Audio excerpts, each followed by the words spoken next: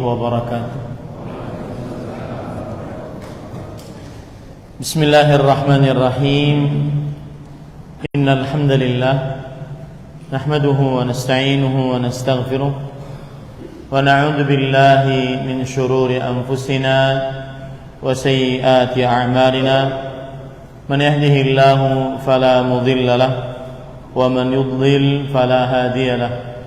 وأشهد أن لا إله إلا الله وحده لا شريك له وأشهد أن محمدا عبده ورسوله يا أيها الذين آمنوا اتقوا الله حق تقاته ولا تموتن إلا وأنتم مسلمون يا أيها الناس اتقوا ربكم الذي خلقكم من نفس واحدة وخلق منها زوجها وبث منهما رجالا كثيرا ونساء واتقوا الله الذي تساءلون به والأرحام إن الله كان عليكم رقيبا يا أيها الذين آمنوا اتقوا الله وقولوا قولا سديدا يصلح لكم أعمالكم ويغفر لكم ذنوبكم ومن يطع الله ورسوله فقد فاز فوزا عظيما أما بعد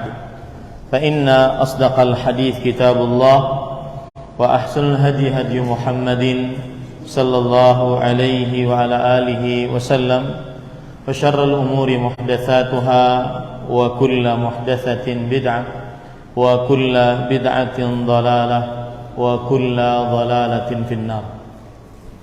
Alhamdulillah, kita bersyukur pada Allah Subhanahu wa taala pada hari ini, hari Ahad malam 16 Al-Muharram, bulan Allah yang suci 1444 Hijriah. Kita dimudahkan oleh Allah Subhanahu wa taala untuk duduk bersama di Masjid Salehawa dalam sebuah kajian rutin setiap Ahad malam pekan kedua, membaca kitab Umdatul Ahkam di dalam kitabun nikahnya.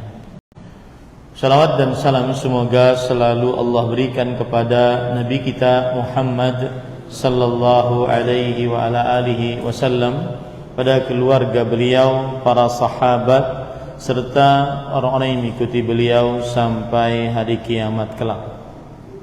Dengan nama-nama Allah yang husna dan sifat-sifatnya yang ulia, kita berdoa, Allahumma inna nas'aluka ilman nafi'an wa rizqan tayyiban wa amalan mutaqabbala, Allahumma amin. Ahibati fillah, afanillah wa iyyakum jamaah Masjid Salehawa yang saya cintai karena Allah. Semoga Allah Subhanahu wa taala selalu memberikan afiat kepada kita di dunia dan di akhirat. Pada kesempatan kali ini kita melanjutkan membaca hadis yang ada di dalam kitabun nikah, di dalam kitab Umdatul Ahkam. Dan kita membaca hadis yang ke-303, yaitu berbunyi, qala al-musannif Abdul Wahid bin Abdul Ghani al-Maqdisi rahimahullahu ta'ala an Sa'd bin Abi Waqqas radhiyallahu anhu qala radda Rasulullah sallallahu alaihi wa ala alihi wasallam ala Uthman ibn Mad'un radhiyallahu anhu at-tabattul walau adzina lahu lakhtasayna, yang artinya dari Sa'ad bin Abi Waqqas radhiyallahu an, beliau berkata Rasulullah sallallahu alaihi wasallam menolak atau tidak mengizinkan Uthman bin Mad'un untuk melakukan tabattul. Tabattul adalah kebiri. Jikalau diizinkan untuk Uthman bin Mad'un kebiri, maka niscaya kita pun akan melakukan kebiri. Taib. Di sini maksud dari hadis ini adalah ada seorang sahabat Rasulullah sallallahu alaihi wasallam yang terkemuka, yaitu Utsman bin Maz'un radhiyallahu anhu. Ini bukan Utsman bin Affan, Utsman bin Maz'un. Beliau meminta kepada Rasulullah sallallahu alaihi wasallam untuk melakukan tabattul. Apa itu tabattul? Kata Imam An-Nawawi rahimahullah, at-tabattul qala al-ulama at-tabattul huwa al-inqita' 'anil nisa' wa tarkun nikah inqita'an ila ibadatillah. Tabattul adalah memutuskan hubungan dari perempuan dan meninggalkan pernikahan untuk fokus beribadah kepada Allah Subhanahu wa taala. Itu disebut dengan tabattul. Makanya disebut juga Maryam al-Batul. Maryam al-Batul. Karena Maryam alaihissalam beliau tidak menikah dan fokus untuk beribadah kepada Allah Subhanahu wa taala. Begitu juga Fatimah al-Batul. Fatimah binti Muhammad radhiyallahu anha sallallahu alaihi wa ala alihi wasallam juga memutuskan untuk tidak menikah setelah Ali bin Abi Thalib radhiyallahu anhu meninggal dan fokus untuk beribadah kepada Allah Subhanahu wa ta'ala. Itu arti at-tabattul, yaitu memutuskan hubungan dari perempuan, meninggalkan pernikahan untuk fokus beribadah kepada Allah Subhanahu wa ta'ala.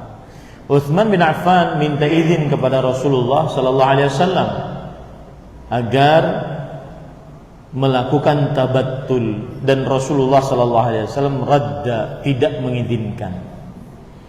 Jikalau diizinkan Rasulullah sallallahu alaihi wasallam Utsman bin Affan, maka Utsman bin Maz'un, maka niscaya kami pun para sahabat Nabi radhiyallahu anhum akan melakukan tabattul dengan cara mengebiri. Kebiri yang dimaksud adalah syaqqul unthayain wa intiza'ul baydatain, yaitu mohon maaf untuk lelaki dua buah telurnya dibelah, kemudian telurnya dilepas, dan dengan begitu dia dikebiri, tidak bisa mempunyai syahwat lagi kepada perempuan. Baik. Ahibati fillah, afanillahu iyyakum. Di dalam hadis ini terdapat berbagai macam permasalahan. Permasalahan yang pertama yaitu sebab dilarangnya dan diharamkannya at-tabattul, yaitu memutuskan hubungan dari perempuan, tidak menikah untuk fokus ibadah. Sebab dilarangnya tabattul, kata Imam Al-Baghawi rahimahullah, wa kana at-tabattulu min syari'atin nasara. Tabattul, memutuskan hubungan dari perempuan dan tidak menikah karena ingin fokus beribadah, ini adalah dari syariat atau ajarannya kaum Nasrani. Fanahan Nabi sallallahu alaihi wasallam ummatahu anhu.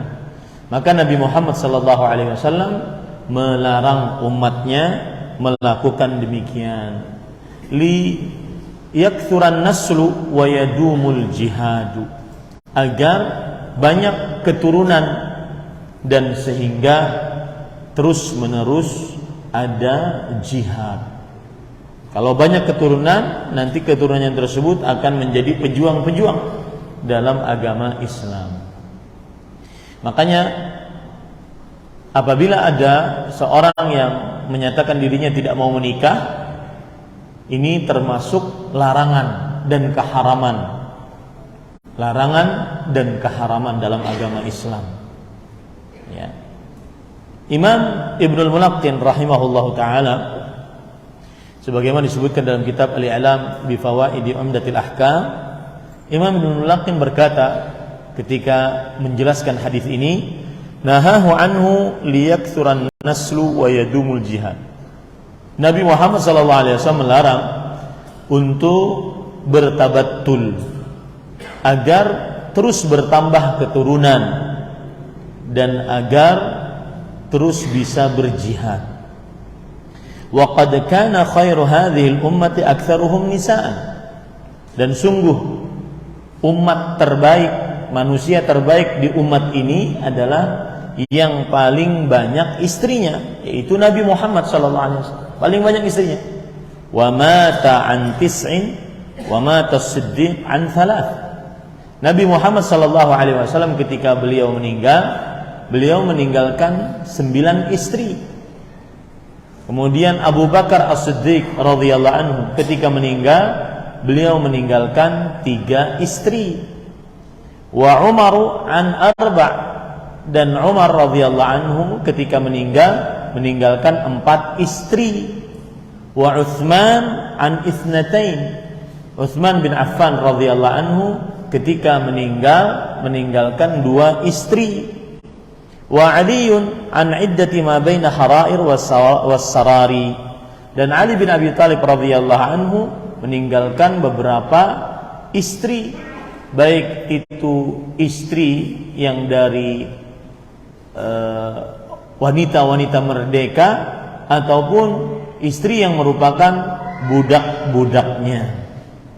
Berarti 4 khalifah Rashidah, manusia-manusia terbaik setelah para rasul, para nabi adalah laki-laki berpoligami. Antum saja tidak mau poligami. Ya, sama saya juga. Takut, kita penakut. Kemudian ahibati fillah, lalu Az-Zubair ibn al-Awwam, salah seorang yang dijamin masuk surga, an arba', meninggal dalam keadaan meninggalkan 4 istri. Wa kadza Abdurrahman, demikian pula Abdurrahman bin Auf meninggal dalam meninggalkan 4 istri, illa annahu talaqa wahidatan fi maradhihi wa alaihi kana salaf. Tetapi Abdurrahman bin Auf saat beliau sakit, beliau talak 1 istrinya sehingga 3. Ya, sehingga 3. Dan begitulah para salafus saleh. Mereka senantiasa banyak istrinya. Maka laki-laki yang sanggup untuk berpoligami, sanggup kekuatan fisik, kekuatan ekonomi, kekuatan perasaan, ya, tega, raja tega, maka poligami. Itu syariat Rasulullah SAW.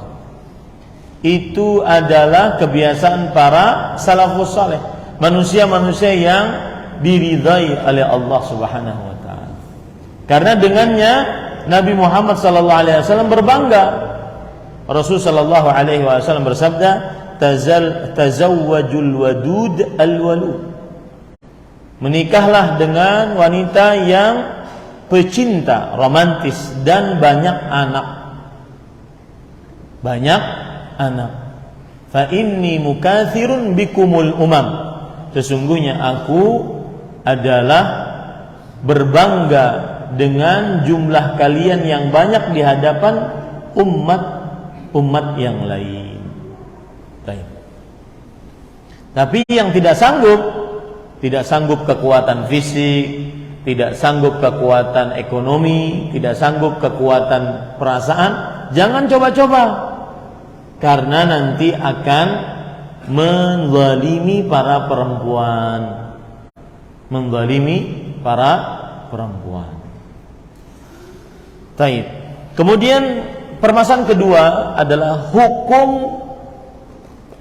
melakukan kebiri pada anak Adam, pada manusia. Jadi kalau seandainya ada penguasa atau ada pengadilan atau ada peraturan undang-undang yang membuat peraturan tersebut, siapa yang melanggar peraturan maka hukumannya adalah dikebiri. Ada nggak di Indonesia? Undang-undang apa itu? Siapa yang tahu? Pelecehan seksual atau pedofil? Anak kecil ya. Ya, melecehkan seksual anak kecil, maka dikebiri. Maka apa hukumnya secara asal ya? Secara asal dalam agama Islam. Imam An-Nawawi rahimahullah, ulama Islam abad ke-7 Hijriah yang bermadzhab Syafi'i, beliau mengatakan al-ikhtisa'u fi haqqil adami haram, saghiran kana aw kabiran. Melakukan kebiri pada diri seorang manusia haram. Jadi enggak boleh dalam agama Islam. Haram. Baik itu pada anak kecil ataupun orang dewasa. Kemudian Al-Hafidz Ibnu Hajar Al-Asqalani rahimahullahu taala berkata, nahyu tahrimin bila khilaf fi bani Adam. Artinya kebiri diharamkan, terlarang dan diharamkan tanpa ada ikhtilaf, tanpa ada perbedaan pendapat di antara para ulama dilakukan jika dilakukan kebiri tersebut pada anak manusia. Kemudian Al-Hafidz Ibnu Hajar Al-Asqalani rahimahullah berkata, wa fihi aidan minal mafasid. Di dalam kebiri untuk manusia juga terdapat kerusakan-kerusakan.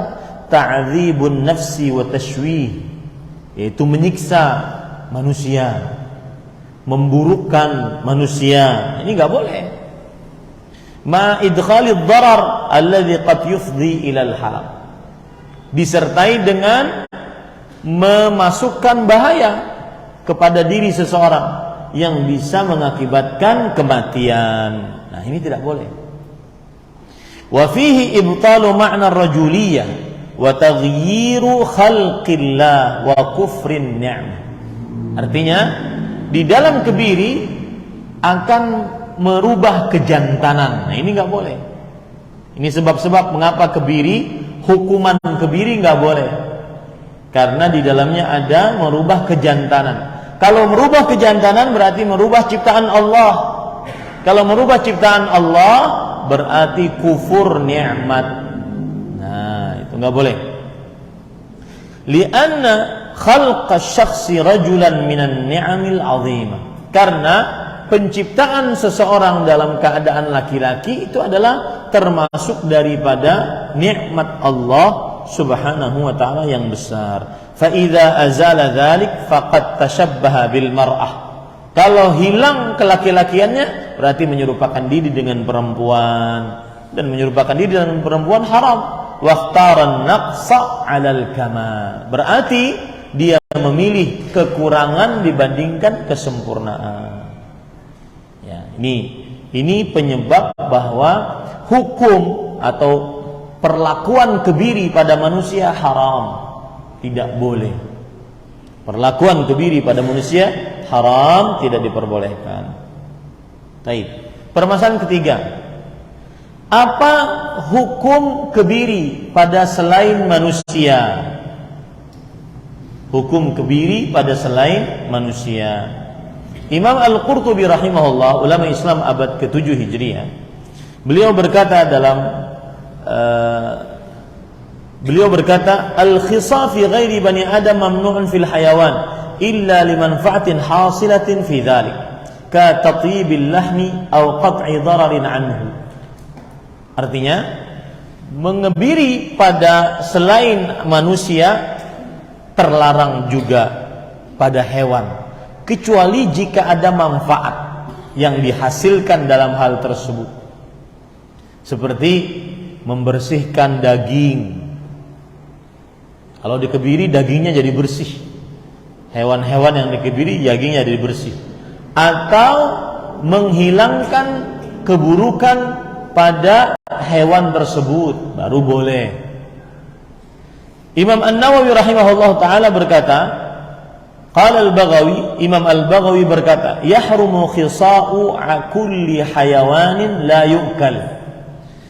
Diharamkan mengebiri setiap hewan yang tidak dimakan dagingnya. Ya, seperti apa hewan yang tidak dimakan dagingnya? Kucing, haram. Ya, karena mungkin kucing kawin mulu. Ya, saya ada pengalaman tuh kucing. Jadi ada teman saya bilang, "Ustadz, istri saya hamil 7 bulan. Mertua bilang, tuh istrimu sudah hamil 7 bulan, ayo mandi-mandi. Dan jangan lupa kalau mandi nanti bawa kucing. Ya, kalau mandi nanti bawa kucing." Saya bilang, "Kenapa bawa kucing?" "Iya, enggak bawa sapi." Ya, karena katanya kucing kalau melahirkan banyak itu anteng aja gitu, enggak terlalu sakit. Nah, ini namanya tatayyur, tidak diperbolehkan. Merasa bernasib sial dengan sesuatu yang dilihat atau yang didengar. Ini tidak boleh.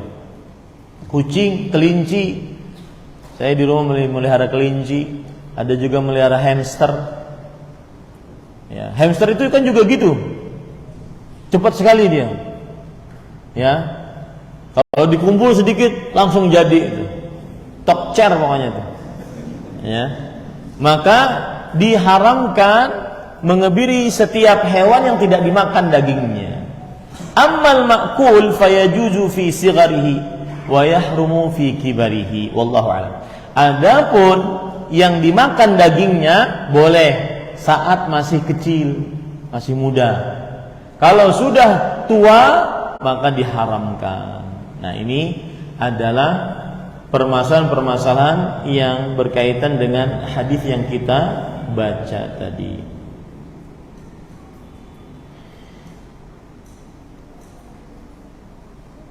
Baik. Kemudian para ikhwan yang dirahmati oleh Allah Subhanahu wa taala, di sini terdapat pelajaran bagi kita bahwa para sahabat Nabi radhiyallahu anhum, beliau itu orang yang ahli ibadah, sampai-sampai ingin memutuskan hubungan dengan perempuan dan meninggalkan pernikahan. Dan sedikit saya ingin singgung tentang keberkahan. Para ulama mempunyai kaidah al-barakah ma'at ta'ah. Keberkahan beserta dengan ketaatan. Semakin taat, semakin berkah hidupnya. Wal khasarah ma'al ma'siyah. Kesialan karena kemaksiatan. Kesialan-kesialan yang kita hadapi di dalam kehidupan kita, jangan dikira itu hanya sebatas kesialan memang seperti itu. Tetapi salah satu penyebabnya adalah kemaksiatan. Allah Subhanahu wa taala berfirman dalam Al-Qur'an, "Wa ma asabakum min musibah fabima kasabat aydikum wa ya'fu an katsir." Apa saja yang menimpa kalian dari musibah, bala, kesialan, maka itu adalah sebab ulah tangan-tangan kalian. Begitu juga dalam ayat yang lain Allah Subhanahu wa taala berfirman, "Dhaharal fasadu fil barri wal bahri bima kasabat aydin nas liyudhiqahum ba'dal ladzi 'amilu la'allahum yarji'un." Nampak kerusakan di daratan dan di lautan disebabkan ulah tangan-tangan manusia. Ya, agar mereka merasakan apa yang telah mereka lakukan. Makanya kaidah tadi, keberkahan bersama dengan ketaatan, kesialan, kemalangan, keburukan karena kemaksiatan. Nah, lihat para sahabat Nabi radhiyallahu anhum, mereka ahli ibadah, bahkan sampai saking gemarnya beribadah sampai ingin memutuskan hubungan dengan perempuan, meninggalkan pernikahan agar fokus ibadah. Ini salah satu yang patut kita contoh adalah semangat beribadah kepada Allah Subhanahu wa taala. Apalagi di zaman banyak hal-hal yang melalaikan manusia. Di zaman banyak hal-hal yang melalaikan manusia, seperti media sosial dengan segala macam bentuknya, melalaikan dari baca Quran, pagi-pagi sudah megang handphone berjam-jam, sedangkan membaca Al-Quran baru a'udzubillahi minasyaitonirrajim sudah menguap. A'udzubillah. Kenapa? Karena dia setannya. Ya. Maka hati-hati. Contohlah para sahabat Nabi radhiyallahu anhu. Baik. Kita lanjut kepada hadis yang selanjutnya, yaitu hadis yang ke-304. Dalam buku saya 304 ya.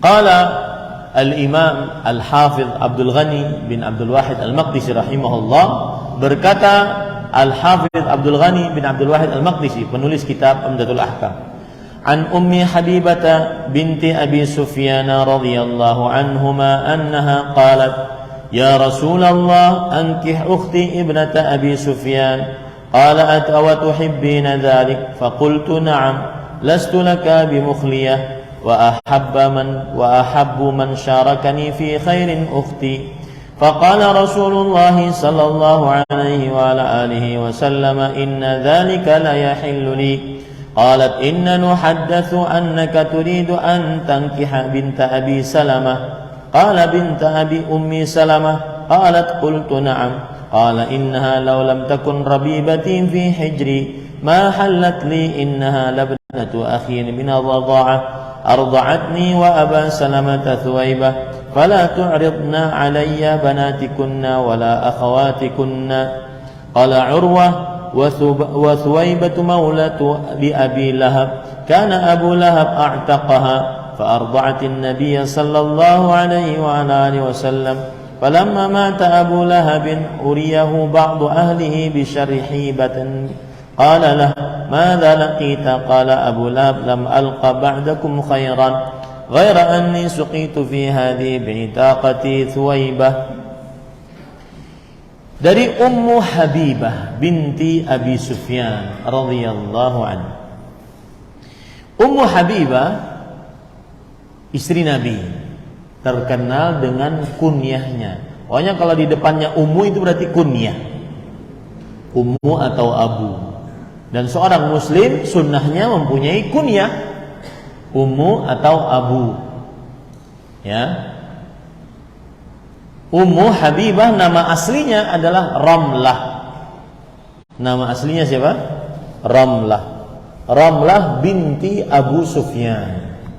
Abu Sufyan sahabat Rasul sallallahu alaihi wasallam. Salah seorang pemuka Quraisy. Abu Sufyan juga terkenal dengan kunyahnya. Namanya siapa? Sakhr bin Harb. Abu Sufyan itu namanya Sakhr bin Harb. Ummu Habibah istri Nabi Muhammad SAW binti Abi Sufyan berkata, wahai Rasulullah, nikahilah saudariku, anak perempuan Abu Sufyan. Jadi Ummu Habibah yang bernama Ramlah berkata kepada Rasulullah, wahai Rasulullah, itu ada saudariku, nikahi juga dia. Jadi nawarin saudarinya agar dinikahi oleh Rasulullah sallallahu alaihi wasallam. Lalu Rasulullah sallallahu alaihi wasallam, saudarinya ini bernama Izzah. Izzah. Bagus nih anak perempuan dinamakan Izzah. Izzah. Ya, Izzah. Ain zai ta marbutah. Izzah. Wahai Rasulullah, itu nikahi saudariku juga. Engkau telah menikahi aku, maka nikahi juga saudariku. Rasulullah SAW terkejut. Awa tuhibbina dzalik? Apakah engkau suka itu? Kenapa beliau terkejut? Karena beliau mengira perempuan kan tabiatnya mempunyai rasa cemburu untuk dipoligami. Nah, ini malah menawarkan saudarinya. Lalu Ummu Habibah berkata, "Na'am, iya. Lastu laka bimukhliyah." Engkau bukan milikku sendiri. Wah, kalau semua istri begitu mantap ya. Engkau bukan milikku sendiri. Ya, lastu laka bimukhliyah. Wa ahabbu man syarakani fi khairin ukhti. Dan yang paling aku cintai, orang yang ingin aku mendapatkan kebaikan bersama-sama, saudariku. Sebagaimana aku menjadi istrimu, aku mendapatkan kebaikan yang luar biasa, aku juga ingin ada perempuan yang mendapatkan kebaikan juga. Seperti aku mendapatkan kebaikan ketika menjadi istrimu. Itu adalah yang aku inginkan, yaitu saudariku. Saudarinya tadi siapa namanya? Aisyah. Faqala Rasulullah SAW. Lalu Rasulullah SAW bersabda, Inna dzalika la yahillu li. Sesungguhnya itu tidak halal untukku. Kenapa? Karena tidak boleh seorang muslim menikahi dua perempuan bersaudari.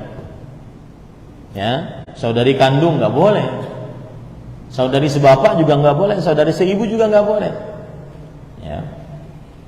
Qalat inna nuhaddatsu annaka turidu an tankiha binta Abi Salamah.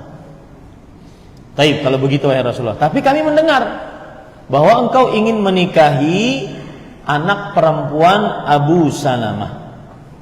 Engkau ingin menikahi anak perempuan Abu Salamah. Lalu Rasulullah SAW bersabda, binta Ummi Salamah. Mungkin yang dimaksud adalah anak perempuan Ummu Salamah. Ummu Salamah adalah istri Rasulullah Sallallahu Alaihi Wasallam. Ummu Salamah setelah suaminya Abu Salamah meninggal, dinikahi oleh Rasul Sallallahu Alaihi Wasallam istrinya Ummu Salamah. Ya. Kemudian Ummu Habibah berkata, iya, innaha law lam takun rabibati fi hijri ma halat li, innaha labnatu akhi minar radha'ah. Artinya, itu anak perempuan Abu Salamah, dia adalah anak tiriku. Jadi kan gini, Ummu Salamah mempunyai suami dulunya siapa? Abu Salamah. Abu Salamah meninggal. Ummu Salamah punya anak perempuan. Ya, Ummu Salamah punya anak perempuan. Lalu datang Rasulullah SAW menikahi Ummu Salamah. Nah, anak perempuannya ini disebut dengan Rabibah, yaitu anak tiri. Maka kata Rasulullah SAW, itu anak tiri, nggak bisa dinikahi. Nah, ini berarti nanti membicarakan tentang wanita-wanita yang tidak boleh kita nikahi. Ya, itu anak tiriku, tidak boleh kunikahi. Aku menikahi Ummu Salamah, ibunya, anak tirinya nggak boleh dinikahi. Ya, baik. Kemudian apalagi Abu Salamah yang merupakan bapak dari anak tiri ini adalah saudara anak perempuan dari saudaraku sepesusuan. Jadi gini, Rasulullah Abu Salamah menyusu kepada Suwaibah. Kepada siapa? Suwaibah. Berarti antara Rasulullah dengan Abu Salamah saudara sepesusuan. Maka anaknya Abu Salamah tidak boleh dinikahi oleh siapa? Rasulullah. Karena anaknya Abu Salamah seperti keponakan. Karena saudara sepesusuan itu seperti saudara senasab, seperti saudara yang mempunyai hubungan pertalian darah. Paham nggak? Ini Rasulullah, ini Abu Salamah menyusu dengan siapa? Suwaibah. Abu Salamah punya anak perempuan. Rasulullah SAW nggak boleh menikahi anak perempuannya Abu Salamah. Kenapa? Karena Rasulullah dengan Abu Salamah seperti saudara. Kalau menikahi anak perempuannya seperti menikahi keponakan. Menikahi keponakan halal atau haram? Haram. Nah, itu maksud dari Rasulullah SAW. Ya. Abu Salamah dan aku disusui oleh Thuwaibah. Maka setelah ini jangan ada kalian menawarkan anak perempuan kalian dan saudari-saudari kalian. Itu semua haram bagiku untuk menikahinya. Nah, kita lanjutkan setelah salat Isya. Mudah-mudahan yang disampaikan bermanfaat. Jadi ini intinya nanti kita akan bicarakan setelah salat Isya, wanita-wanita yang haram untuk dinikahi. Sallallahu Nabi Muhammad walhamdulillahirabbil alamin. Subhanakallah bihamdik asyhadu an la ilaha illa anta astaghfiruka wa atubu ilaik. Wassalamualaikum warahmatullahi wabarakatuh.